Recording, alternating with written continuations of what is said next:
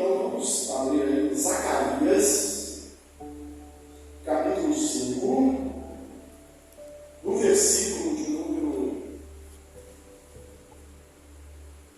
5 em diante. Zacarias 5, 5 a 11. Aqueles que encontraram, por gentileza, vamos colocar de pé, referência à palavra de Deus. Eu vou ler, os irmãos acompanhem. Zacarias 5, 5 a 11. Saiu o anjo que falava comigo e me disse: levanta agora os olhos e vê o que é isso que sai. Eu perguntei: que é isso? Ele me respondeu: é uma névoa que sai. Disse ainda: isso é iniquidade em toda a terra. Eis que foi levantada a tampa de chumbo, e uma mulher estava sentada dentro do éva. Prosseguiu o anjo: isto é impiedade. E a lançou para o fundo do éva, sobre cuja boca pôs o peso de chumbo. Levantei os olhos e vi, e eis que saíram duas mulheres. Havia vento em suas asas, que eram como de cegonha, e levantaram leva entre a terra e o céu. Então perguntei aos anjos que falavam, o anjo que falava comigo: para onde levam elas o éva? Respondeu: para edificarem aquela mulher uma casa na terra de Senar, e estando ela acabada, ela será posta ali em seu próprio lugar. Amém?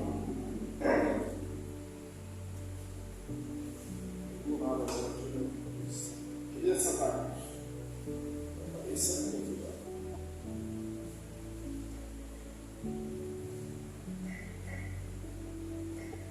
Só verifique se está na posição certa aqui. Eu poderia julgar. Irmãos, nós estamos estudando o profeta Zacarias. Estamos aqui já na 7ª visão do profeta Zacarias.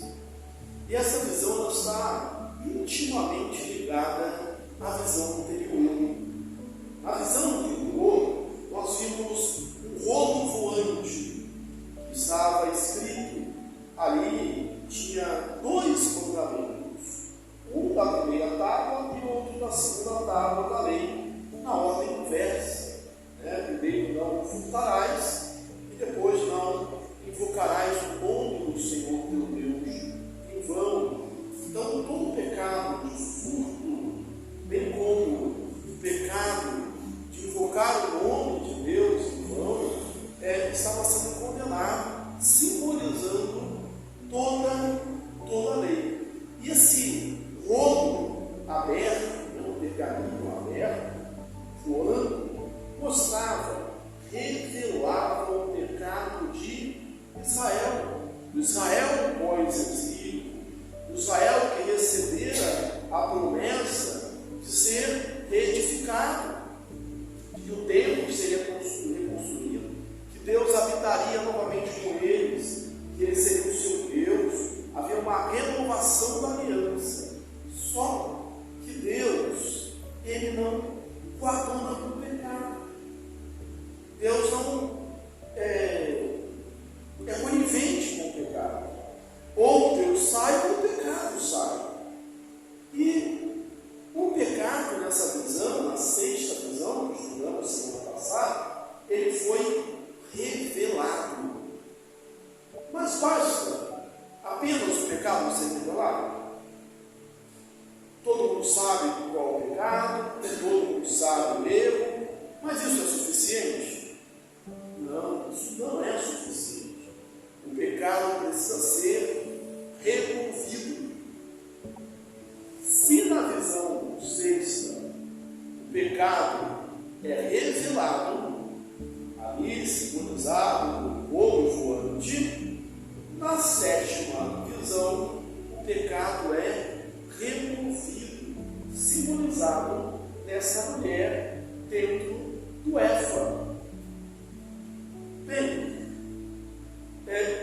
tem que esclarecer, até a nível de história, de conceito, o que é um efa? O efa era a maior medida que era usada por Israel naquele tempo. E era, como que era feita a medida? Era um cesto, onde cilindro, colocava-se uma tampa, não sabendo usar a medida correta, que era 22 a 30 ou 36 litros, variava, mas era a maior medida de Israel. E era usado como símbolo do comércio, como símbolo dos negócios. Tanto é que é descrito no sexto amigo, como Ruth, por exemplo, no livro de Reis, no livro de Amós, capítulo 8, versículo 5. Essa medida, o sexto do efa, aparece no contexto também de pecado. O povo orava, esperando assim a classe, quando passará o sábado, quando passará a festa do Senhor, para nós voltarmos aos nossos celeiros, enchermos o efa, reduzindo a medida do efa e aumentando a medida do talento. Bem, o que era reduzir a medida do efa? É a balança, usa a balancinha nossa, é a fraude. Você tem o efa, e ali o efa que eles chamam é efa vinculado. A pessoa que diz, me dá, eu estou vendendo para você um efa. E aí imaginava um cesto, no mínimo 22 litros. Só que aquele efa estava reduzido. Então ela não comprava a mesma quantidade de cereal, de alimento que ela pretendia. Era um roubo no comércio. E aí dentro desse efa tinha uma mulher. Essa mulher aqui simboliza, significa, aponta para a impiedade, com a sua sedução, com os seus apelos. Bem, a visão que ele tem desse efa e, primeiro, Deus, o anjo aqui, ele faz um apelo, um convite ao profeta. Qual é esse convite? Levanta os olhos e viu. É necessário levantar os olhos, é necessário olhar, é necessário prestar atenção, é necessário observar, é necessário ver. Quantas e quantas vezes nós não queremos ver, nós não queremos levantar os nossos olhos. Há um ditado popular, muito apropriado, que diz o seguinte: você sabe, você pode completar, para ver se eu não estou assim pensando sozinho. O pior cego é aquele que não quer ver. É o cego aquele que não quer ver. Ele não quer a cura, ele não quer ver, ele não quer explicar. Normalmente nós falamos disso no contexto não de cegueira física, mas quando a pessoa, a gente alerta, a gente avisa, as evidências apontam, mas a pessoa não quer enxergar, seja lá um problema, situação que for. Então, fala, não serve, aquele que não quer ver. Então, a primeira coisa que o anjo faz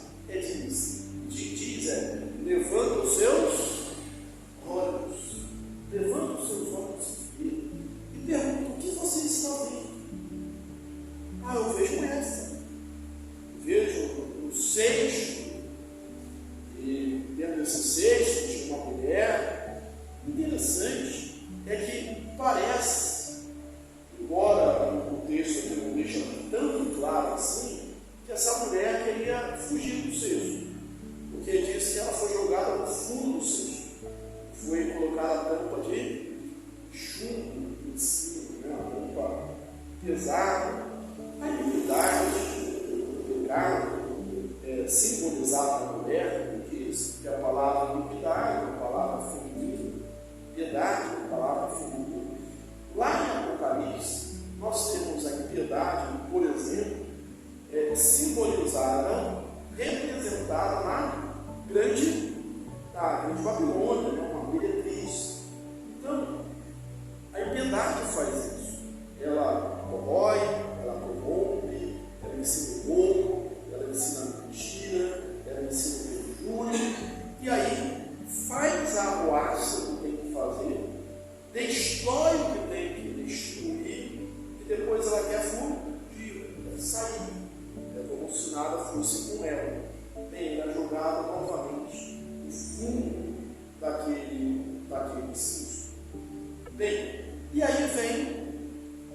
está falando de mulheres, né? Você não ficar assim, mas a mulher é só símbolo de piedade. Não, aqui aparecem também duas mulheres aladas, ou seja, mulheres com asas, simbolizam a presença de Deus, os anjos. E são essas mulheres que levam Eva para longe, para a terra de Sinear, que é a mesma coisa que Babilônia. Bem, vamos ver o que essa palavra, o que essa visão nos ensina. Você já sabe o que é um éfo. A medida, a maior medida de Israel no tempo, e que era em forma de um cesto, medida se usando um cesto. Dentro desse cesto estava a mulher que simbolizava o pecado. Mostrando que agora o pecado que foi descoberto, qual o pecado que foi descoberto? A transgressão da lei. Porque o pecado, de fato, é isso. O nosso breve catecismo não nos ensina isso. O que é pecado? Pecado é qualquer falta de conformidade, qualquer transgressão da lei de Deus, qualquer transgressão da lei de Deus, ou qualquer falta de conformidade com essa lei. Então a gente tem pecado de ação e temos pecado de omissão. Como, por exemplo, o texto: aquele que sabe que deve fazer o bem não faz, isso está pecando. Pecado é a transgressão da lei. Bem, o pecado vai ser banido. Mas o pecado ele não é só uma força. O pecado ele não é algo assim só abstrato. Ele tem cara. Nós costumamos pensar assim em apenas conceitos. O contexto que a gente vive, o mal. Não, o mal tem nome. É uma pessoa. É gente que faz a maldade. Às vezes, não só longe, mas bem perto da gente, nosso irmão. Às vezes, gente que senta com a gente no banco da igreja. Então, o mal ele é personalizado, personificado. Aquele personificado lá na mulher. E ele precisa ser removido. Não só o pecado em si, mas o próprio princípio do pecado. Bem, vamos aqui no versículo 5 ao 8, meio. Em primeiro lugar, o pecado, o mercantilismo desonesto, é uma ofensa a Deus. A desonestidade é ofensa a Deus. O Éfra, aqui, como eu disse, é um símbolo de medida. E é usado nessa visão para mostrar que eles estavam adulterando, corrompendo os seus negócios. Irmãos, nós não somos só os crentes apenas dentro da igreja, quando a gente dobra o nosso joelho, quando a gente ora, quando a gente lê a Bíblia, quando a gente se emociona. Nós somos crentes em todos os lugares. Nós somos crentes lá fora. Nós somos crentes nos nossos relacionamentos. Nós somos crentes nos nossos negócios. Tem ditado popular que diz: amigos, negócios à parte. Isso não pode ser levado, eu vou fazer com um trocadilho, não pode ser igreja, ou fé, religião, e negócios à parte. Não, nós precisamos levar esse princípio de fé, de amor, de honestidade, de caráter, de seriedade, para fora da igreja, dos nossos relacionamentos. A ideia lá de Amós 8:5, já falei, mostrava o Éfra minguado e as faltas dos negócios. Quantas vezes nós nos vemos vítimas disso? Não sei se você já reparou as embalagens. Está certo que está lá escrito lá a quantidade, mas elas vão diminuindo. Em vez de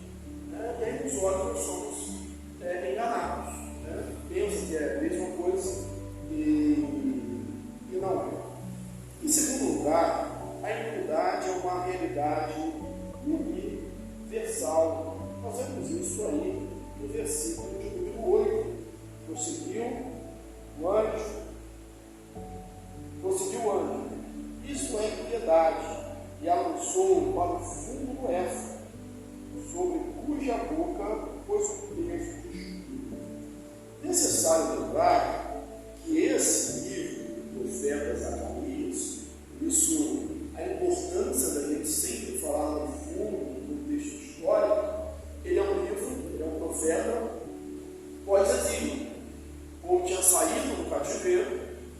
Babilônia em todas as épocas, desde Gênesis 10:10, quando fala de nós, sempre foi simbolizada como uma cidade inimiga de Deus, né? O avesso, né? O contraste estabelecido ali com Jerusalém, e eles tinham saído justamente de Babilônia e tinham ido para Jerusalém. Em outros estudos aqui, nós afirmamos isso. Eles saíram de Babilônia, mas Babilônia não saiu deles. Eles saíram, a expressão que nós usamos, saíram do mundo, mas o mundo não saiu deles. Eles voltaram para Jerusalém, mas não voltaram para Deus, não voltaram para o Senhor. Então o pecado universal não está só lá na Babilônia, ele estava aqui em Jerusalém. Ele estava no meio dos exilados que haviam retornado, ou seja, estava no meio do povo de Deus. E o que o pecado faz? O pecado é tão ruim, tão maléfico, porque ele nos separa de Deus. O profeta, outro profeta, Isaías, diz: olha, a mão do Senhor está encolhida, para que não possa salvar, não estão surdos os seus ouvidos, ou agravados os seus ouvidos, para que não possa ouvir, mas as vossas iniquidades fazem a separação entre vós e o vosso Deus. O pecado nos separa. Romanos 3, versículo 23, vai afirmar que o salário do nosso pecado carece da glória de Deus. O capítulo 6 vai dizer que o salário do pecado é a morte. O que é a morte? É a separação. O pecado nos separa de Deus. Em terceiro lugar, a iniquidade, ela é personificada. Eu já falei isso na introdução. Ela tem nome. O Edivaldo leu aqui, curioso, na devocional, Salmo 37, e falava do mal ser extirpado. O mal seria exterminado. Mas o mal não é um vento, não é um sopro. O mal não é a falta de estudo, o mal não é a falta de oportunidade, o mal não é as condições climáticas, o mal são os termos referidos, são pessoas, está personificado em pessoas. E aqui ela é personificada na figura desta mulher. Eu vou ler aqui um comentário de Richard Phillips, que eu acredito, eu penso que traduz muito bem essa realidade. E no finalzinho, ele diz assim: pensa, você já tem pensado nessa mulher dentro do Éfano.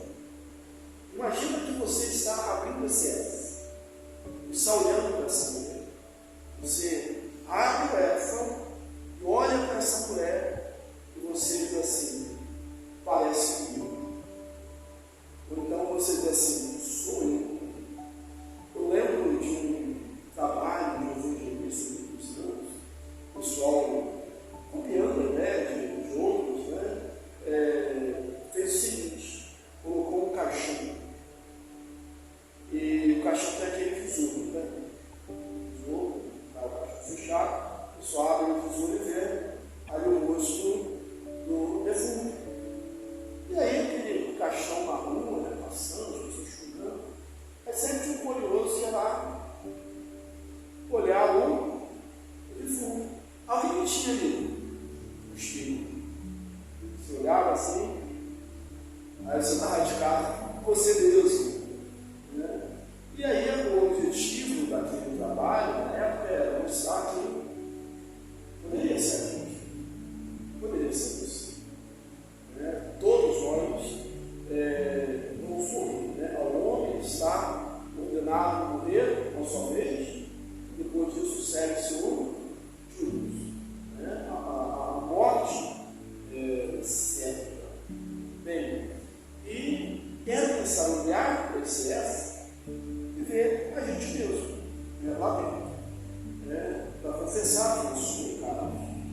O inimigo não foi assim, combinado, estava pregando sistematicamente comigo sobre Mateus, capítulo 26. E as quartas-feiras, pregando o Antigo Testamento, atualmente estamos aqui em Zacarias. E domingo, nós falamos ali da paixão, no momento que antecedeu a paixão, a traição de Judas. E na ceia, quando Jesus falou que um deles ia trair, traiu segundo eles, um amigo, próximo, alguém que come da sua mesa, come do seu trono, todos perguntaram, e a pergunta que fizeram foi: acaso sou eu, Senhor? Acaso sou eu? E na mensagem nós enfatizanos, ninguém perguntou assim, sou eu, isso é comigo.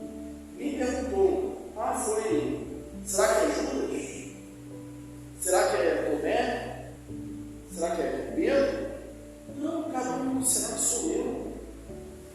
E essa avaliação pessoal, essa investigação, é necessária. E aí, Richard Phillips, ele escreve, comentando esse texto assim, preste atenção. O pecado não é algo simplesmente que acontece lá fora. O pecado é cometido por pecadores, por pessoas com as quais cruzamos na rua, por pessoas com as quais trabalhamos e vivemos, e ao lado de quem nos sentamos na igreja.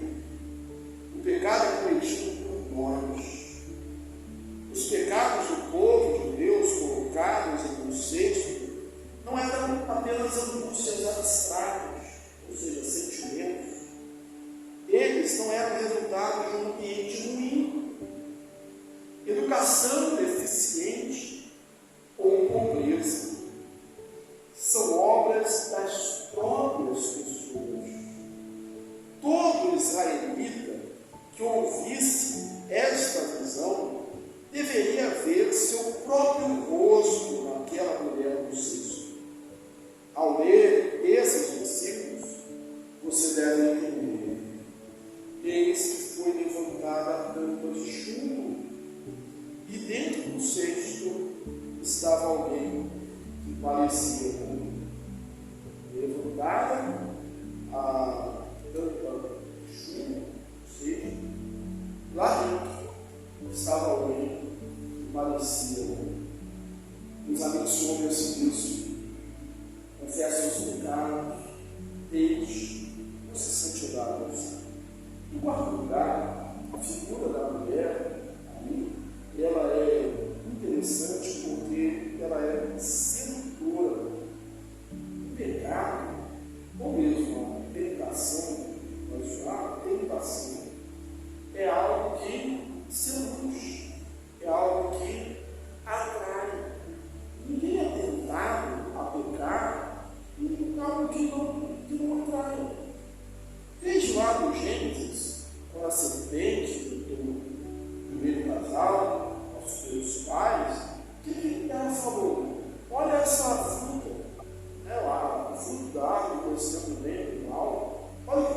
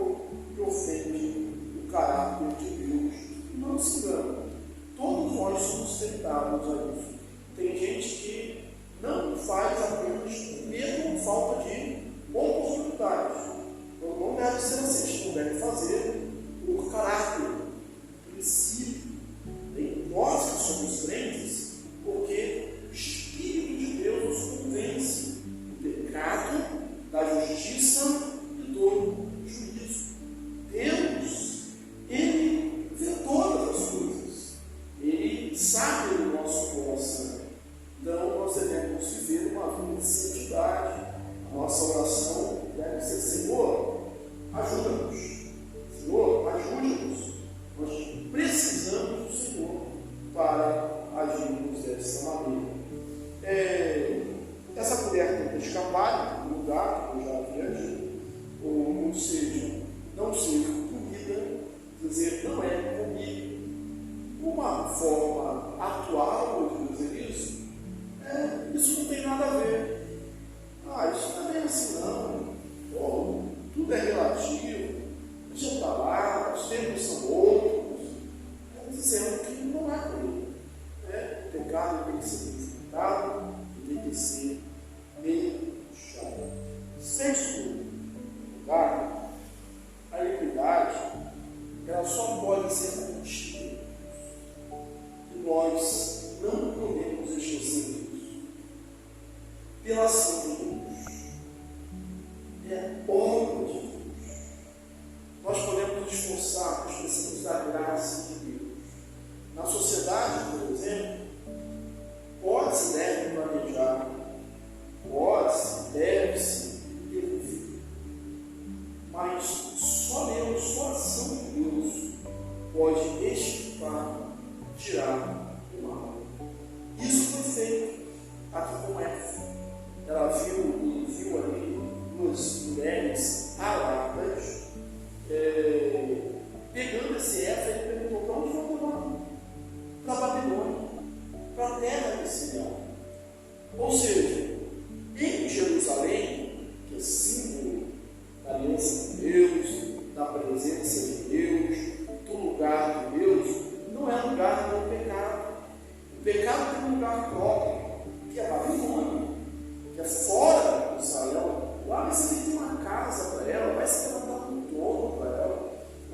A separação de Deus na Apocalipse 17, caiu a grande Babilônia, está bebendo ali os frutos da sua construção, das suas riquezas.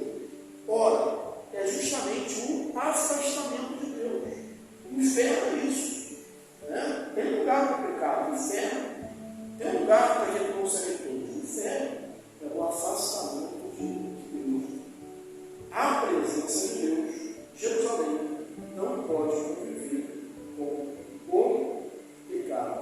Ele é pego e levado para longe. Destinadas como cegonha. Então são asas grandes, possibilitando com a ave migratória, voar em grande distância, para longe, para a Babilônia. Segurou a mal. Nós precisamos tirar do nosso meio o pecado. Não por força, nem por violência. Aliás, esse versículo está onde? Quando há Jesus, o próprio Zacarias. Não é por força, nem por violência, mas pelo meu Espírito, diz o Senhor do nosso meio. Estou falando de um espiritual, estou falando da igreja. Bem, e buscar uma vida de santidade ao Senhor. Duas coisas a nível de aplicação.